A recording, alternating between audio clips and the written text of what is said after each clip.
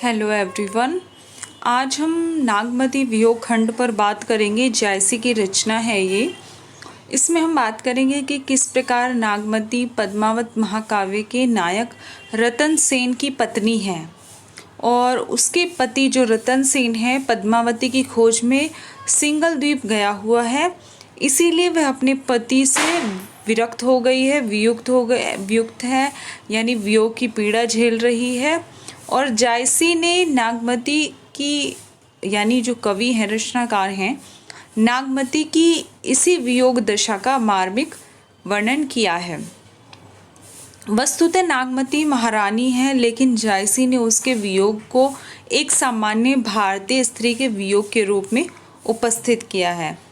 इसे पढ़कर आपको यह अनुभव नहीं होगा कि आप किसी रानी के वियोग से परिचित हो रहे हैं।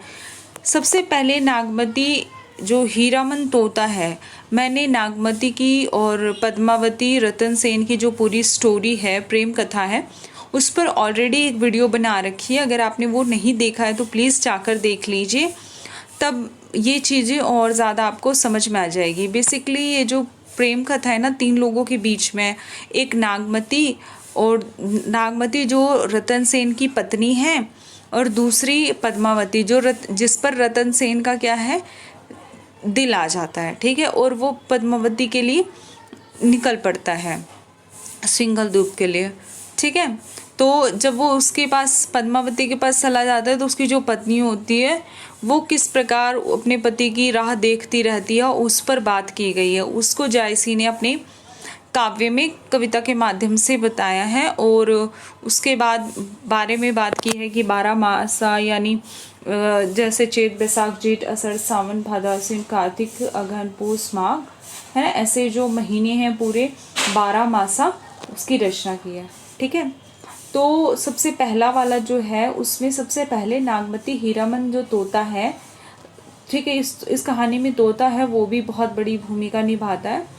तो तोते से ही जो है राजा रतन सेन नागमती के सौंदर्य, वो पद्मावती के सौंदर्य का पता चलता है उनको, फिर वो उसके बाद निकल जाते हैं। तो इसीलिए नागमती जो है हीरामन तोते को कोसती है और उसे काल कहती है, ठीक है, काल कहती है। और क्या बोलते हैं, अपने प्रिय के वियोग में नागमती बावली हो गई है। दूसरे वाले में दिखाते कि अपने प्रिय के वियोग में नागमती बावली हो गई है और उसके प्राण निकल ही गए हैं या निकलना वाले हैं बस, है ना, और निकलना चाहते हैं। नागमती का विरह है तब और भी बढ़ जाता है जब वह देखती है कि सबके प्रिय जो है, सबके पति हैं, प्रियतम जो है, वापस आ रहे हैं और उसके जो प्रिय हैं उसकी कोई सूचना नहीं है उसके पास। वे अपने पटमहिषी होने को कोसने लगती है। जायसी ने नागमती की विरह को महीनों आषाढ़ सावन भादो आदि क्रम से व 7 ही विभिन्न ऋतुओं की, अलग अलग जो ऋतुएं हैं, वर्षा ऋतु, वसंत ऋतु, इनको पृष्ठभूमि में रखते हुए चित्रण किया है, ठीक है। इससे उन्होंने नागमती की विरह की जो तीव्रता है उसको व्यक्त करने में सफलता पाई है और प्रकृति के साथ रहते हुए नागमती के विरह की मार्मिक व्यंजना संभव हुई है। इस तरह जायसी 12 महीनों में नागमती की विरह की दशाओं के मार्मिक चित्र खींचे हैं। 12 महीने विरह में गुजरने के बाद भी नागमती अपने प्रिय के संयोग से दूर है। वह सब तरह की कोशिश करके हार जाती है, लेकिन उसे उसका जो प्रिय है नहीं मिलता है। उसका वियोग इतना करुणिक है कि प्रकृति भी उसके दुख से अप्रभावित नहीं रहती। प्रकृति भी उसके दुख में उसके साथ है। आचार्य रामचंद्र शुक्ल ने पद्मावत के इस अंश को अद्वितीय कहा है, ठीक है। यानी इसमें दिखाया जाता है किस प्रकार जो प्रकृति है, उसके ऋतुएं, उसके महीने, सब जो हैं उसके दुख से परिचित हो जाते हैं नागमती के, ठीक है। अपने पति के विरह में वो बावली हो रही है। इसी प्रकार आप पढ़ेंगे जो सबसे पहला है उसमें कि नागमती चित्तौर पथ हेरा, यानी नागमती चित्तौर मतलब चित्तौड़, ठीक है, चित्तौर के जो रास्ते हैं उसमें बाट देखती है, अपने पति की राह देखती है। पियू जो गए पुनि किन न फेरा, यानी जो प्रीतम जो गए हैं लौट कर ना आए। नागर काहू नारी बस परा, यानी वे किसी नागरी नारी के फेर में पड़ गए हैं। तेई मोर प्यू मोसो हरा, यानी कि इसी वजह से मेरे जो प्रिय हैं मुझसे दूर चले गए हैं। यानी उसने मोहित, जो नगर की राजकुमारी है, उसने उसके पति के चित्त को हर लिया है, और इसी मेरी और वो कहती है कि मेरी और जो है, इसीलिए मेरे पति का ध्यान मेरी और नहीं है। उसने उनको, उनके चित्त को, उसके रतन सेन के चित्त को मोहित कर दिया है उस नागरी नारी ने, ऐसा नागमती कहती है। दोबारा बताती हूँ दोनों लाइनों का मतलब कि नागमती चित्तौड़ में बाट देखती थी, प्रीतम जो गए लौट कर ना आए, वे अपनी नागरी नारी, वो किसी नागरी नारी के फेर में पड़ गए हैं, उसने मोहित करके उसका जो चित्त है मेरी ओर से हर लिया है। यानी उस नागरी नारी ने, यानी पद्मावती ने क्या किया है, पद्मावती ने क्या किया है, रतन सेन के चित्त को हर लिया, इसीलिए वो नागमती की ओर ध्यान नहीं देते हैं, ऐसा नागमती का कहना है। सुआ काल होई लेगा पीऊ, यानी जो सुग्गा है, वो तोता जो है वो काल हो गया है, और वो उसके पिया को प्रियतम को ले गया, यानी सुग्गा काल बनकर प्रियतम को ले गया। उसके बाद कहती है पीऊ नहीं जात जात बरु जीव, यानी वो कहती है हाय प्रिय को ना ले जाता, चाहे मेरे प्राण ले जाता, है ना। बरु जीव, जीव मतलब प्राण, ठीक है, भले वो मेरे पीऊ नहीं जात, यानी पिया को ना ले जाता, भले मेरे प्राण ले जाता। भयऊ नारायण बावन करा, राज करत राजा बलि छरा, करन पास लिन यू कै छंदु, विप्र रूप धरि झिलमिल इंदु, मानत भोग गोपीचंद भोगी, ले अपस्वा जलंधर जोगी। ठीक है, अपस्वा मतलब चल दिया। यहाँ पे नारायण मतलब भगवान नारायण की बात हो रही है। यहाँ पर क्या है कि आपको कुछ अलग स्टोरीज के उदाहरण के रूप में वो उलाहने देकर ऐसा कह रही है। वो कहती है कि जैसे अगला है कि भयऊ नारायण बावन करा, यानी कि वो कहती है कि वह सुग्गा वामन का रूप धरकर रूप में नारायण बनकर आया और राज करते हुए राजा बलि को छल ले गया। ठीक है, उसके साथ छल करके उसको छल ले गया, उसको अपने साथ ले गया। उसने छल करके कर्ण की परीक्षा ली, जिससे अर्जुन को उसके कवच से आनंद हुआ। यानी कि वो उस स्टोरी का भी एक तरह से एग्जाम्पल दे रही है। जैसे कर्ण था, तो कर्ण किसके साइड था? दुर्योधन के साइड था, और किस प्रकार उसने कर्ण के साथ छल किया और परीक्षा ली और अर्जुन का साथ दिया, और कर्ण के पास जो कवच और कुंडल थे उसको क्या किया, उसके कवच को हर लिया और अर्जुन का जो है उससे उसका फायदा हुआ। तो उसने छल करके कर्ण की जो परीक्षा ली, जिससे अर्जुन को उसके कवच से आनंद हुआ, यानी फायदा हुआ। ठीक है, और फिर उसके बाद वो जो ये मानत भोग गोपीचंद भोगी, इसमें भी एक एग्जाम्पल के थ्रू बताया गया है। 3 एग्जाम्पल तीनों लाइन में दी हुई हैं। ये एक तो भयों वाले, करण वाले और मानत वाले, 3 लाइनों में ना। अब ये तीसरा जो है, भोगी गोपीचंद भोगों में फंसे थे, जोगी जलंधर नाथ उन्हें लेकर चले गए। ठीक है, मानत भोग गोपीचंद भोगी ले आपस व जलंधर जोगी, यानी कि कहता है कि भोगी गोपीचंद भोगों में फंसे थे और जोगी जलंधर जो है उन्हें लेकर चले गए। इसी प्रकार आगे कहती है, लेगा कृष्ण ही गरुण अलोपी, कठिन बिछोह जही किमी गोपी, यानी वो कहते हैं कृष्ण ही मतलब कृष्ण। ठीक है, वो कहते हैं कि कृष्ण को लेकर अक्रूर अदृष्ट हो गया, कठिन बिछोह में गोपी कैसे जीवित रहेगी। लिखा है ना, कठिन बिछोह जी किमी गोपी, यानी इस कठिन बिछोह में गोपी जो है वो कैसे जीवित रहेगी। फिर आगे वो कहते हैं, सारस जोरी कौन हरी, मारी बियाधा लीन, झुरी झुरी पिंजर है, भाई बिरह काल मुहि दीन। यानी वो कहती है कि सारस की जोड़ी में से एक को वह क्यों हर ले गया। हरना ही था तो खगी यानी खग को ले गया, तो खगी को मार क्यों नहीं गया। विरह की ऐसी आग लगी कि युक्ति सूख सूख कर जो है पिंजर हो गई है। यहाँ पे लिखा है ना कि बिरह काल मोहि दीन, है ना, यानी वो क्या झुरी झुरी यानी सूख सूख कर जो है वो पिंजर हो गई है विरह काल में। ठीक है, तो इतना समझ में आया। मैं जो फर्स्ट वाला है और ज़्यादा अच्छे से समझाने के लिए एक बार इसको पूरा जो एक्सप्लेनेशन है दोबारा आपके लिए पढ़ देती हूँ एक बार।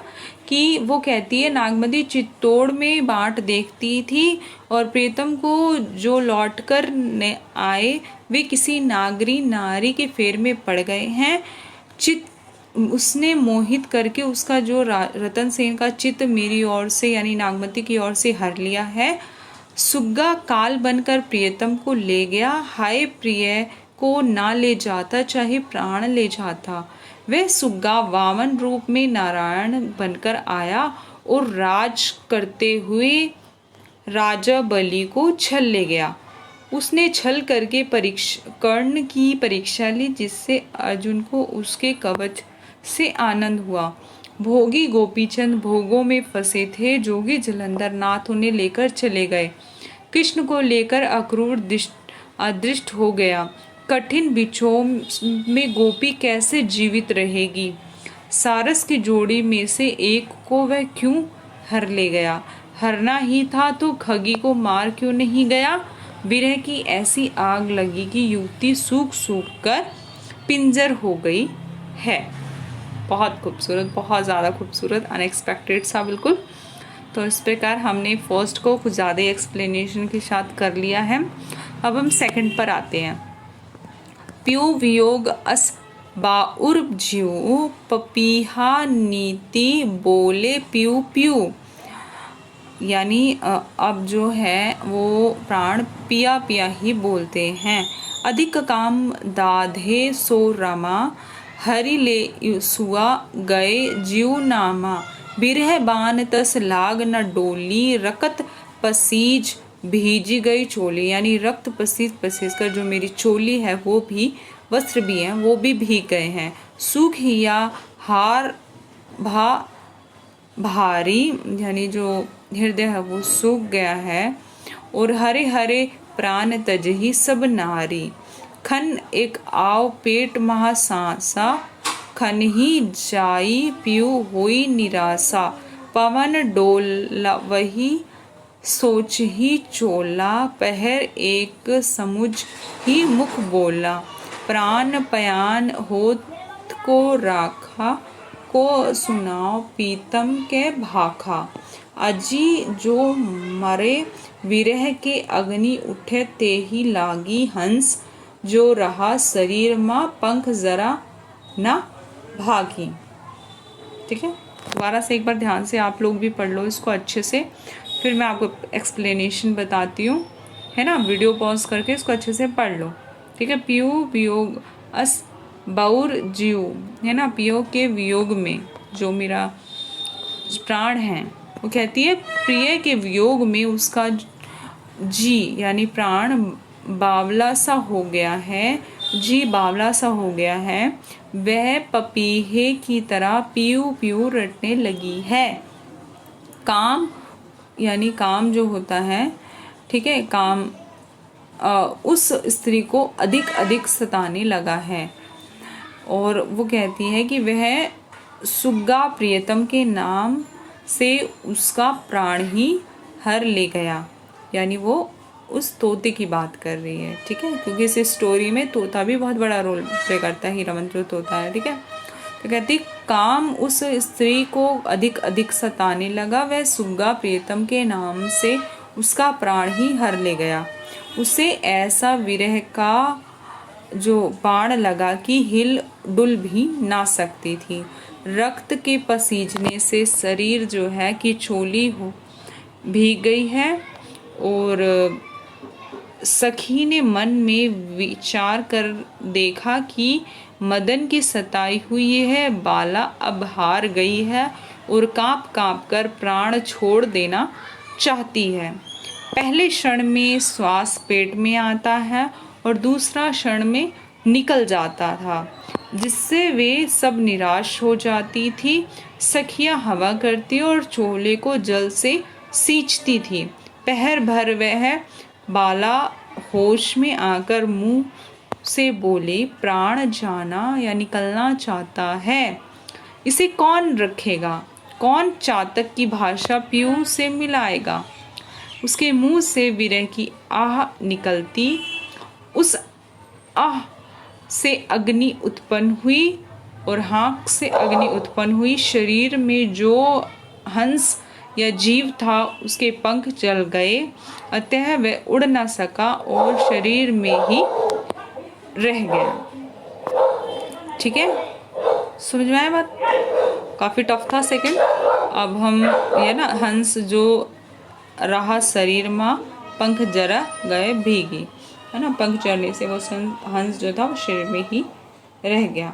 इसी प्रकार बात की गई है थर्ड की, तो इसमें लिखा है पाट मा देह हिये न हारू, समुझी जीव चित चेतु संभारू, भौर कावल संग होए मेरावा, सावरी नेह मालती पह आवा। ठीक है, जिस प्रकार भौरा जो होता है वो कमल के पास जाकर और उसके बाद वापस आ जाता है, यहाँ पर कुछ एग्जाम्पल्स के थ्रू बताया गया है कि उसकी जो नागमती को ना उसकी सखियाँ उसको समझाते हुए कहती हैं कि प्रिया, जो तुम्हारे पिया हैं वो कुछ समय बाद जब तुम्हारा स्मरण होगा, तुम्हारे स्नेह को याद करके वापस तुम्हारे पास आ जाएंगे। और इससे कुछ कुछ एग्जाम्पल्स वो देती हैं, जैसे धरती आकाश का एक जो संबंध होता है वैसा ही संबंध पति पत्नी का है, और किस प्रकार जो आकाश होते हैं वो मेघ बनकर फिर बरसते हैं और धरती से आकर मिल जाते हैं। उसी प्रकार तुम्हारे प्रिया जो हैं, पति जो हैं, वापस तुम्हारे पास आकर तुमसे मिल जाएंगे और तुम्हें अपनी बाहों में समेट लेंगे। आलिंगन की बात वो करती हैं। यही सब इस वाले में बताया गया है। यानी बेसिकली जो रत्न नागमती है उसको सांत्वना दी गई है इन पंक्तियों में, है ना। यहाँ पे आगे इस पंक्तियों में कहा गया है कि चाहू खंड लगे अधियारा, जो घर नाही कंत पियारा, अबहु निठुर आओ। नहीं, ये वाली लाइन नहीं है, ये तो गलत आ गई है। यहाँ पे ये वाली लाइन जाएगी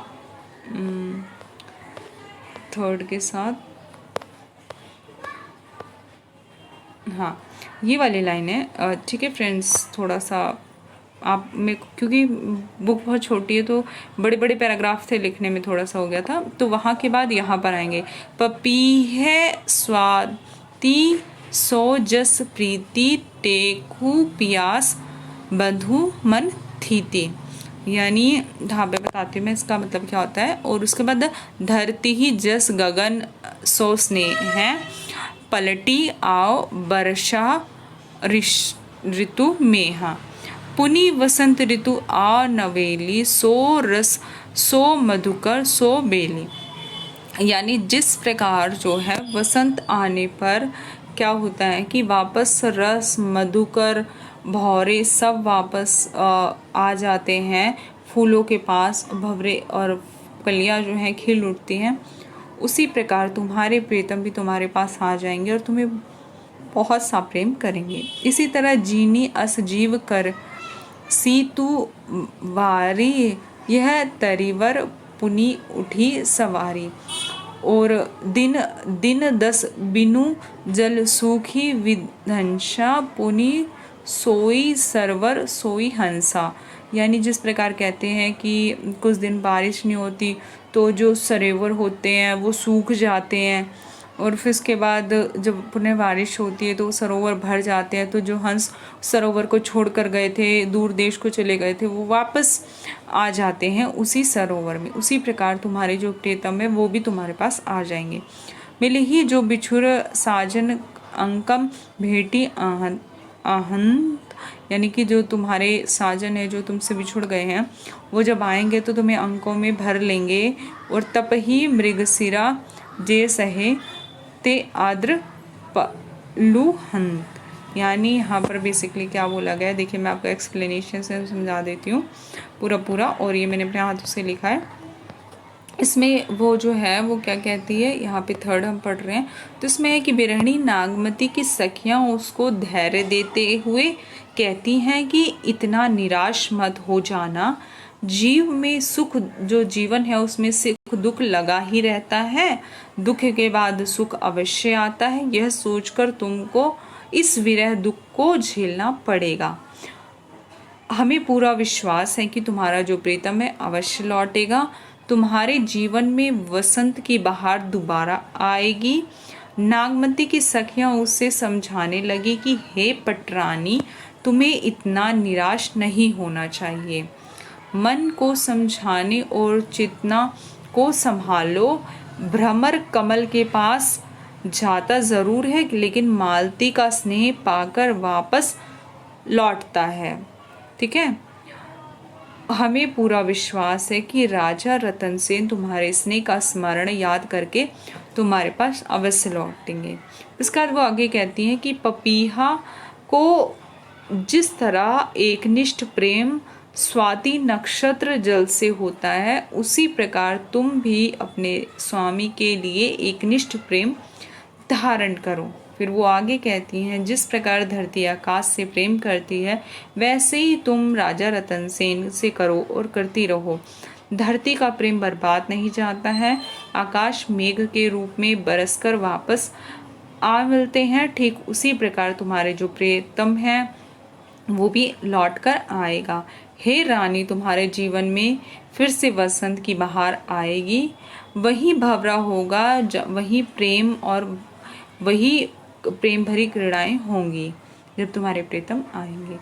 हे भोली सुंदरी, तुम मन को हताश न करो, यह शरीर रूपी जो वृक्ष है प्रिय के आने पर पुनः पल्लवित हो जाएगा। जिस तरह कुछ दिनों तक सरोवर का जल सूख जाता है किंतु वर्षा होने पर पुनः जल से भर उठता है, और जो हंस सूखने पर जो सरोवर है वो चले जाते हैं, वे पुनः आ जाते हैं, ठीक उसी प्रकार राजा रतन जो हैं तुम्हारे प्रेम में स्मरण करके वापस आ जाएंगे। ठीक है, और तुम्हें अपने प्रिय आकर अंक से भरकर स्नेह से तुम्हें भेंटेंगे और गले लगाएंगे। सच तो ये है कि जो पौधा कड़ी धूप में सहते हुए उसी की घनघोर वर्षा, जो पौधा होता है जो सबसे ज़्यादा कड़ी धूप सहता है वही जो है घनघोर वर्षा से पल्लवित होता है, उसी का सुख भोगता है। और यहाँ पर भाव यही है कि वियोग के बाद संयोग अवश्य आता है, इसलिए निराश होने की ज़रूरत नहीं है। ठीक है, फिर आगे जो है हम फोर्थ वाला पढ़ते हैं। तो फोर्थ में लिखा है, चढ़ा आषाढ़ गगन घन गाजा, राज साजा विरह धुंध दल बाजा। यानी यहाँ पर बात हो रही है कि आषाढ़ का महीना आ गया है, मेघ आकाश में गरजने लगे हैं ना, और उसके बाद बोलते हैं मेघ आकाश में गरजने लगे हैं, और फिर बात होती है कि धूम साम धौरे घन आए, सेत धजा बग पांति दिखाए। ठीक है, और बाग पांति यानी कि बगुलों की जो पंक्ति है वो, ठीक है, सेत मतलब सफ़ेद, ध्वजा मतलब ध्वज, खग बीजू चमके चहु ओरा, बूंद बन बरसी घन घोरा।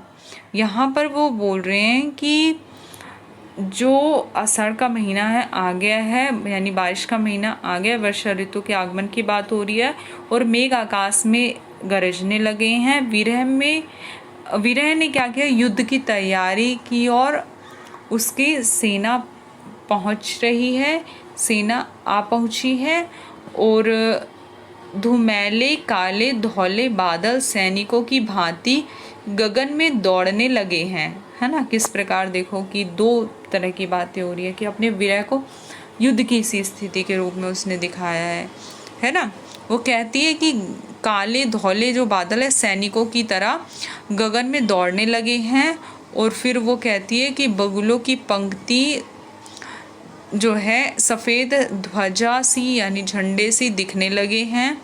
और फिर वो कहती है, आगे वो कहती है ना कि बिंदु बाण बरसी घनघोर, यानी वो कहती है कि बिजली चारों ओर तलवार सी चमकने लगी है और मेघ बूंद रूपी जो बाण हैं कि घनघोर वर्षा करने लगे हैं। फिर आगे वो कहती है, यहाँ पे बिंदु वाला हो गया कि वो मेघ बूंद जो है बाणों की तरह, जैसे आसमान से पानी की बूंदें नहीं निकल रही बल्कि तीर गिर रहे हैं, बाण गिर रहे हैं, ऐसा उसको लगता है। फिर वो आगे कहती है, ओ नई घटा आई चहु फेरी कंत उबरऊ मदन हो घेरी। वो कहती है कि आद्र लगते ही बिजली चमककर भूमि छूने लगी और कहती है, हाँ मुझे प्रिय के बिना कौन आदर देगा। चारों ओर घटा झुक आई है, हे कांत मदन ने मुझे